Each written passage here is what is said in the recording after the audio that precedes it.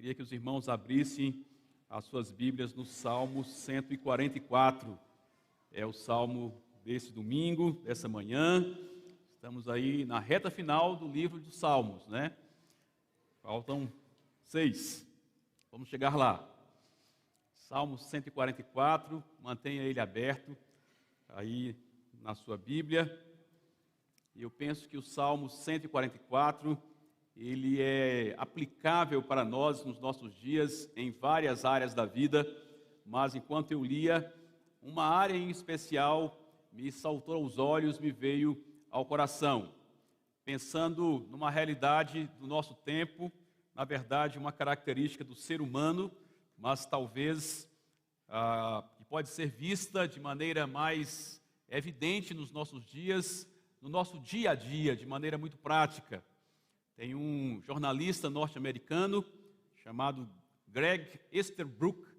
Ele escreveu um livro com o título O Paradoxo do Progresso. Como as pessoas se tornam mais infelizes à medida que a vida melhora. Ele mostra os contrastes do nosso tempo, como o índice de qualidade de vida em muitos países aumentou, nos países onde já tinha uma boa qualidade de vida, o índice subiu, e de maneira paradoxal, como que há tanto queixume e tanta insatisfação com a vida. Um sociólogo e filósofo francês chamado Gaius Lipovetsky, ele escreveu também um livro nessa mesma direção, chamado A Felicidade Paradoxal, quando ele explica essa lógica lançada lá um pouco atrás por Easterbrook, e ele mostra que nós somos infelizes por natureza, a nossa felicidade é paradoxal porque nós somos uma geração orientada pelos seus desejos. E ele até dá esse título, Sociedade do Desejo, mostrando como que nós somos marcados por querer e como que o mercado global, ele mercantiliza os nossos desejos e nos torna reféns daquilo que nós queremos. E nos manipula para sempre estarmos insatisfeitos com aquilo que nós temos. E ele mostra como que, nessa época, nós temos tantas opções de lazer, de entretenimento, e talvez nunca antes se ouviu tanto falar de cansaço. Como nos nossos dias, tem tantos recursos em termos de terapia, de medicamentos para adoecimentos psicoemocionais, e nunca se viu tanto falar nos adoecimentos emocionais, em particular na depressão. Como que nessa época há um acúmulo de riqueza global, como nunca antes, sem precedentes, mas ouvimos, por um lado, tanto de pobreza, e por outro, daqueles que já são ricos, mas não estão satisfeitos com a sua riqueza. Nunca chegamos a um patamar com tantos recursos, informações e métodos de educação disponíveis para os mais diferentes segmentos de educação, desde a pequena infância até o doutorado, pós-doutorado, porém nunca ouvimos falar também de tantos índices ruins de aprendizado. Como nós vivemos numa época tomada pela tecnologia, mas há uma insatisfação com a tecnologia que nós temos sempre querendo um passo além, algo novo. Ele chama isso de felicidade paradoxal. Parece que nós nunca alcançamos a felicidade plena, porque estamos sempre querendo algo a mais. E assim somos, porque somos a geração do desejo, segundo esse autor. E interessante como ele mostra a lógica de Platão, do filósofo grego Platão, e que viveu antes de Cristo, mas a sua leitura da sociedade é tão atual para hoje. Porque Platão falava da sociedade que era orientada pelo amor, mas ele falava do amor eros, que nós ouvimos e sabemos eros de erótico. Mas, entretanto, o amor eros não é apenas amor erótico, amor sexo. Eros é um amor desejo. Eros é aquele amor colocado no que você não tem, no não possuído, de forma que quando você alcança o que você deseja, você perde o amor por aquilo que você desejava e projeta o seu amor em alguma outra coisa que você não tem.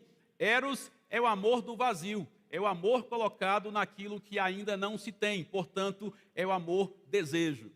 E por sermos essa sociedade do desejo, nós somos manipulados então pelo mercado, que quer produzir, quer dar-nos produtos, entretanto, que não nos satisfazem a alma, que simplesmente aguçam o nosso desejo para um outro produto que por aí vem.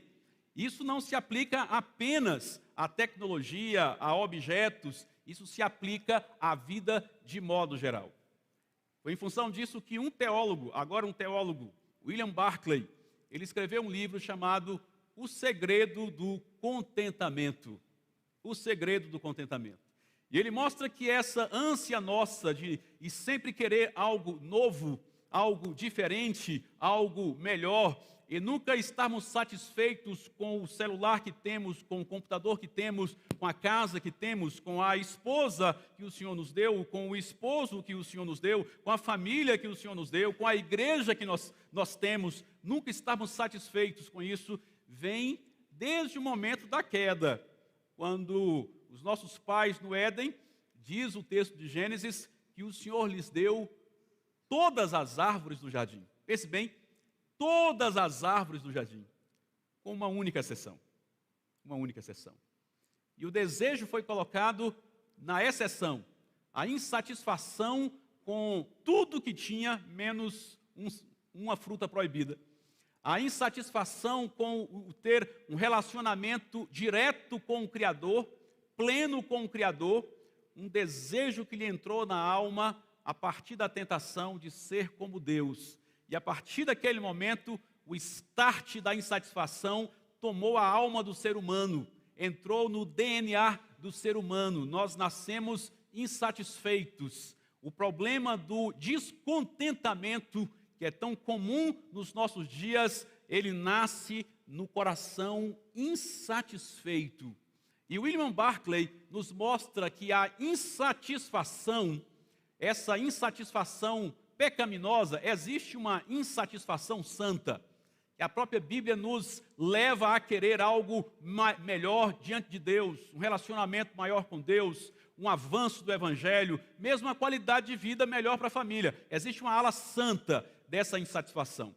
Mas eu me refiro àquela insatisfação pecaminosa que nos leva ao descontentamento, que nos leva à não satisfação em Deus, naquilo que Ele nos dá, que nos leva à infelicidade, mesmo possuindo tanto, recebendo tanto.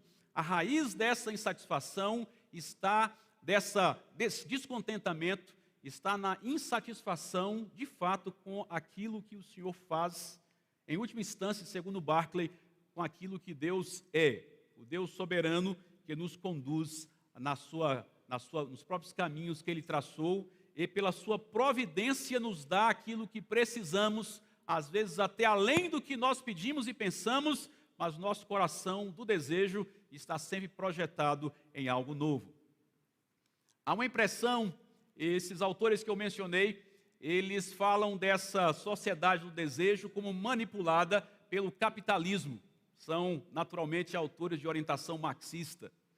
Mas interessante é que quando Elisângela e eu chegamos na Amazônia em 2006, e nós subimos um rio, viajamos 5 dias, e fizemos o primeiro contato com os Iurupidé. Eu lembro como hoje, foi início de 2006, era época seca, e o primeiro grupo que nós encontramos não estava nem em uma aldeia, estava em um acampamento na beira de um rio, pescando e defumando peixe, muqueando peixe, para trocar com produtos industrializados, com os barcos comerciais que passavam por ali, os pequenos barcos. E eles nos pararam querendo trocar coisas com a gente, trocar peixe com açúcar, com sal, com anzol e coisas assim, né? Roupa. Veja que eles já estavam movidos por desejo, desejando algo que eles não tinham, que era os bens dos brancos, os bens industrializados. E nós paramos então, entramos naquele acampamento, tinha um fogo aceso, com um giral feito de vara amarrado com cipó, peixes sendo defumados ali, cobertos com palha, tinha uma pequena lona azul, formando uma barraca amarrada com cipó. Aqueles homens, tinham 4 homens, salvo engano, tinham uma bermuda velha, algumas rasgadas, nada além do que uma bermuda, uma panela de alumínio, ali cozinhando peixe, e basicamente isso. Lembro que tinha facões, né, que lá eles chamam de terçado. Então, os produtos industrializados que tinha ali eram uma lona velha, bermudas, uma panela de alumínio e um facão, basicamente isso. E nós ficamos com eles conversando um pouco ali, depois fomos para a sua aldeia, e eles falavam de como aquele rio era rico em peixe, que ali tinha muita caça, tinha muita fruta, a terra era muito boa para plantar, para cultivar roça, um lugar muito bom, só lhes faltava uma coisa, lhes faltava escola. Eles queriam escola. E nós, missionários, entramos então para abrir escolas.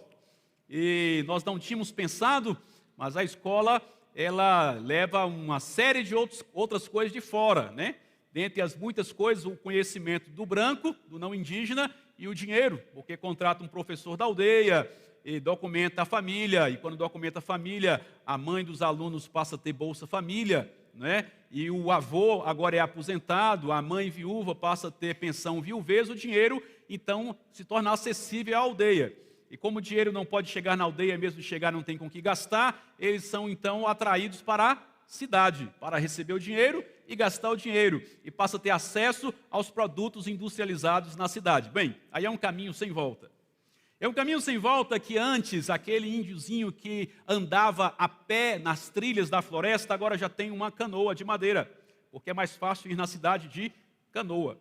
Mas para ele ir na cidade de canoa, no remo, ele vai gastar uns 15 dias, então ele pega o seu dinheiro e diz, eu tenho que resolver o meu meio de transporte, compra um pequeno motor de polpa, chamado rabeta, de 5 HP de potência. É a realização de qualquer indígena do meio da floresta. Comprar um motorzinho rabeta, custa R$ 1.100. Primeiro salário do professor, ele compra um motorzinho rabeta.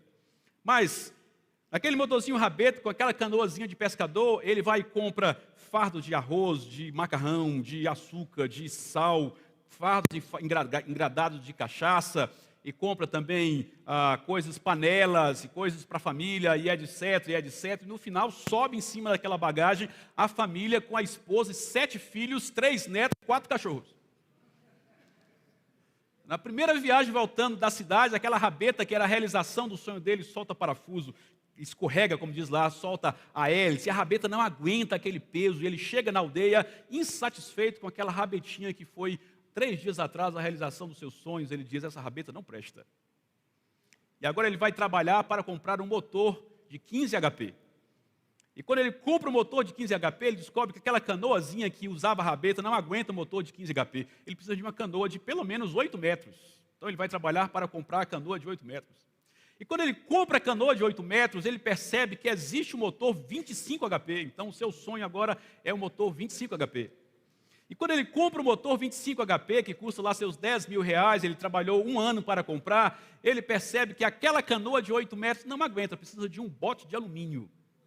E quando ele consegue um bote de alumínio, agora ele vai projetar um motor 40 HP, por uma única razão, os missionários que trabalham com eles andam com motor 40 HP, eu ando com 25, o meu não presta. E depois de 15 anos eu volto lá, eles agora estão pensando em conseguir um barco para a aldeia. Está entendendo? Um barco. E eu pensei, o próximo vai ser um helicóptero. Né? Vocês estão entendendo o que eu estou falando?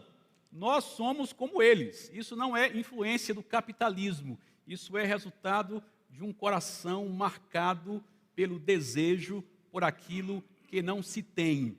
E aquilo que não se tem não nos satisfaz quando nós o obtemos. Simples assim.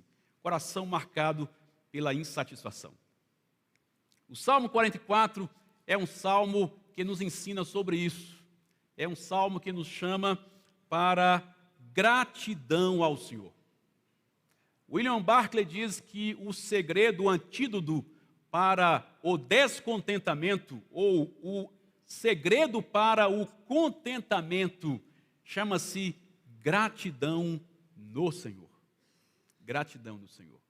A única forma de desenvolvermos, de alcançarmos uma vida contente, alegre, a despeito dos problemas, é aprendermos a termos um coração agradecido ao Senhor, pelo que Ele nos dá, pelo que Ele faz, independente de ter ou de não ter. Olha o salmo comigo. Para começar, que salmo é esse? Se você olhar nas diferentes traduções bíblicas, há uma dúvida se esse salmo é uma oração ou se é um hino. Ou se é um hino e oração ao mesmo tempo. Há uma dúvida se esse hino-oração é de petição ou é de gratidão. A Bíblia, a tradução brasileira, a antiga tradução em português, dá como título para esse salmo: Ações de graça pela proteção de Deus e oração pelos outros livramentos. E continua, descrição de um povo feliz, é quase um resumo dos salmos. A Bíblia Corrigida põe como título Ação de graças pela proteção de Deus e oração pelos outros livramentos.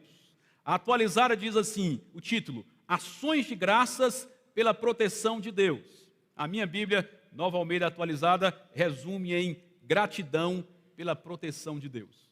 Quando você vê esses títulos que são díspares, diferentes dos salmos, é porque o salmo é difícil de ser classificado, né?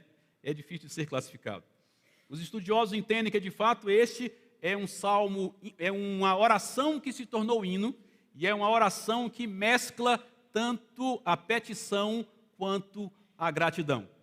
É um salmo escrito em contexto de guerra, em contexto de lutas, de dificuldades, de enfrentamento, onde o salmista Davi, ele expressa as suas necessidades, mas suas necessidades são permeadas pela sua gratidão ao Senhor.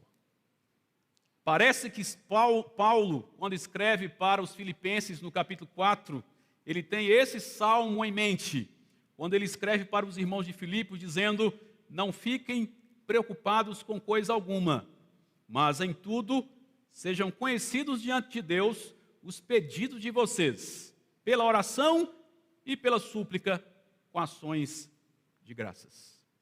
Pedidos, oração e súplica, ações de graças. A habilidade de não sublimar, de não omitir as nossas necessidades, a capacidade dada pelo Espírito Santo de externarmos diante de Deus aquilo que precisamos ou que desejamos, que ansiamos, ou as angústias, as tristezas, as lutas do nosso coração, porém sem omitir a nossa eterna e profunda gratidão ao Senhor pelo que Ele fez, pelo que Ele faz, pelo que Ele há de fazer. Olhe comigo, como que esse Salmo 144 traz esses dois movimentos entrelaçados, petição e gratidão, gratidão e petição. O salmista começa dizendo, bendito seja o Senhor, rocha minha, que treina as minhas mãos para a batalha e os dedos para a guerra. Ele é a minha misericórdia e a minha fortaleza, meu alto refúgio e meu libertador, meu escudo, aquele em quem confio e quem me submete, o meu povo. Ele começa bendizendo o Senhor, com um coração de gratidão. No versículo 1, bendizendo o Senhor pelo que Ele faz, pelos seus feitos. Ele treina as minhas mãos e os meus dedos para a guerra. Olha que interessante, ele está em guerra.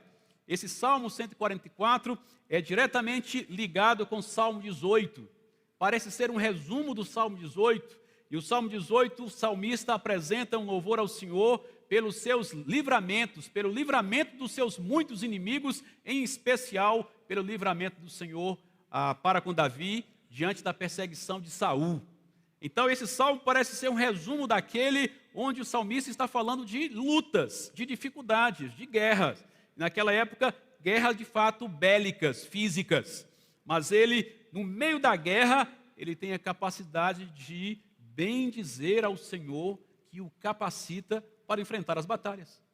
Não é? Ele poderia se entristecer pelo Senhor permitir que ele fosse perseguido, permitir que o seu povo enfrentasse opositores. Mas ele bendiz o Senhor pelo fato do Senhor lhe capacitar as mãos, os dedos para a batalha. O verso 2, ele reconhece Deus pelo que Ele é. Ele bendiz o Senhor pela sua identidade. Ele é a minha misericórdia e a minha fortaleza, meu alto refúgio e meu libertador, meu escudo, aquele em quem confio e em quem me submete o meu povo, ou quem faz o meu povo se submeter a mim, quem me dá autoridade para ser rei, quem me coloca nessa posição de rei. Davi, ele bendiz o Senhor, o louvando pelo que ele faz e o adorando pelo que ele é, mesmo em meio de batalha. Versos 3 e 4. Senhor, que é o homem para que dele tomes conhecimento, e o filho do homem para que o ensines, ou o estimes? O ser humano é como um sopro, os seus dias são como a sombra que passa. A gratidão de Davi por Deus está no fato no que Deus faz nas suas obras, primeiramente no que Deus é na sua pessoa, e em terceiro lugar, no que o homem é. Um Deus infinito, soberano, bondoso, grandioso, criador, que se curva para atender o ser humano insignificante. Um Deus santo que, por livre vontade, escolhe se relacionar com um homem pecador caído. Um Deus grande que decide contemplar, estimar o ser humano pequeno. E vendo essa grandiosidade de Deus, as obras da mão desse grande Deus e a pequenez do ser humano, o coração de Davi se enche de gratidão ao Senhor. Mas ele não omite as suas necessidades. Versículo 5, ele apresenta então a sua petição. Abaixa, Senhor, os teus céus e desce, toca os montes para que fumeguem. Davi pede pela intervenção de Deus na sua luta, na sua batalha, na sua guerra. Manifeste o seu poder vindo até nós, em outras palavras, intervindo nas minhas batalhas. E o verso 6, aliás, até o verso 8, 6 a 8, ele descreve em linguagem poética esse pedido de intervenção. Manda relâmpagos e dispersa os seus inimigos, os meus inimigos. Arremessa as tuas flechas para fazê-los fugir. Estende a mão lá do alto. Livra-me e salva-me das muitas águas e do poder de estranhos, cuja boca profere mentiras e cuja mão direita é a mão direita da falsidade. Intervém na minha batalha e me livra dos meus inimigos. Essa é a petição de Davi. Com o seu poder, livra-me dos maus, dos mentirosos, dos falsos, dos estranhos que agem com engano, mesmo em tempo de batalha. Versos 9, versos 10. Davi volta a bendizer ao Senhor. Novamente, fala de gratidão. A ti, ó Deus, entoarei um cântico novo. Na lira de 10 cordas te cantarei louvores. É ele quem dá aos reis a vitória, quem livra o seu servo Davi da espada maligna. Petição, adoração. Gratidão, pedido. Novamente, Davi volta a bendizer o Senhor nesses versos. Essa expressão, entoarei um cântico novo, presente em alguns salmos, em Isaías e em Apocalipse apenas, né? Cantarei um novo cântico. É a ideia de compor uma canção específica por um ato específico de Deus em um determinado momento especial da trajetória. Especialmente no livramento, numa vitória frente a uma batalha, a uma guerra. E Davi entoava cânticos feitos, compostos naquele momento específico. Essa é a ideia, um tributo de gratidão especial por um ato especial de Deus. Davi reconhece que no versículo 10, que a vitória dos reis, portanto a sua vitória, não é dele mesmo, não é da sua capacidade, não é da sua destreza, não é da sua estratégia, é de Deus. Por isso Davi adora o Senhor com gratidão pelo que Ele é e pelo que Ele faz. Salmo que une, portanto, gratidão e petição, clamor, mas também adoração ao Senhor. O antídoto para um coração marcado pelo desejo, antídoto para um coração insatisfeito. Como é que conseguimos viver contentes?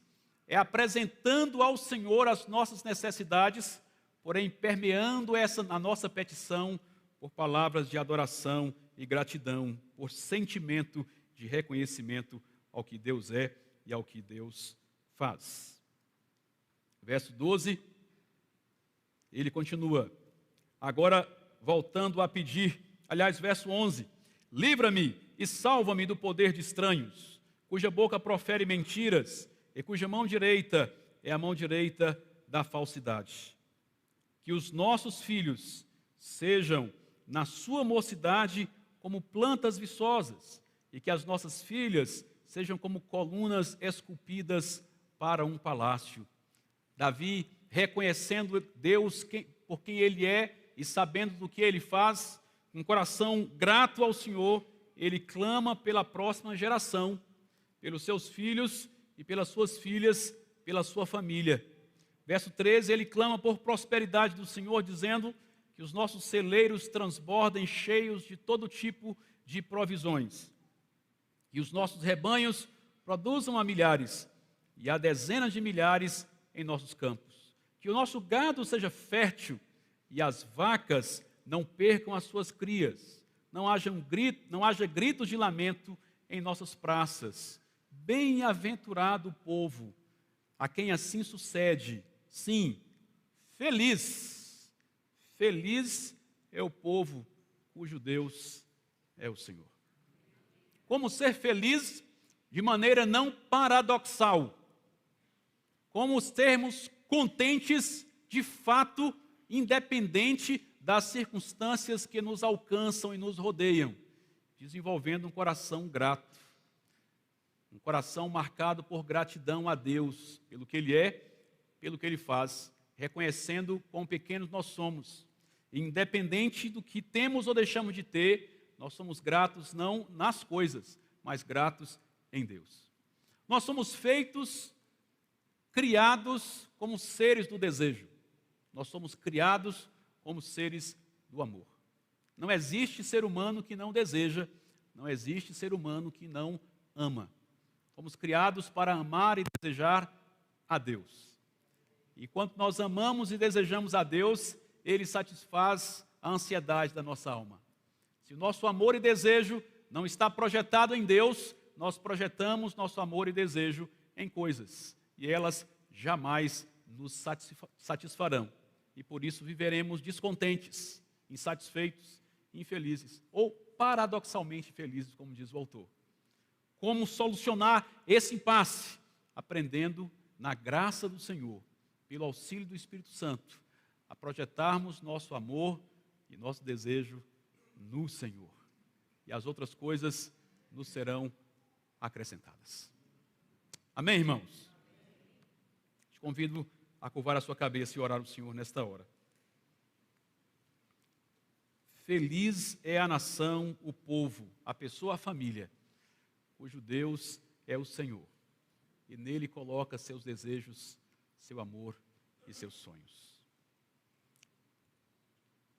Obrigado pela sua palavra, Senhor, pela sua santa e doce palavra, que nas linhas e entrelinhas nos chama a olharmos de volta para o Senhor, a colocar no Senhor nosso pensamento, nossos sonhos e anseios, a depositar no Senhor nosso coração, porque do Senhor nos vêm as respostas e nos vem a satisfação.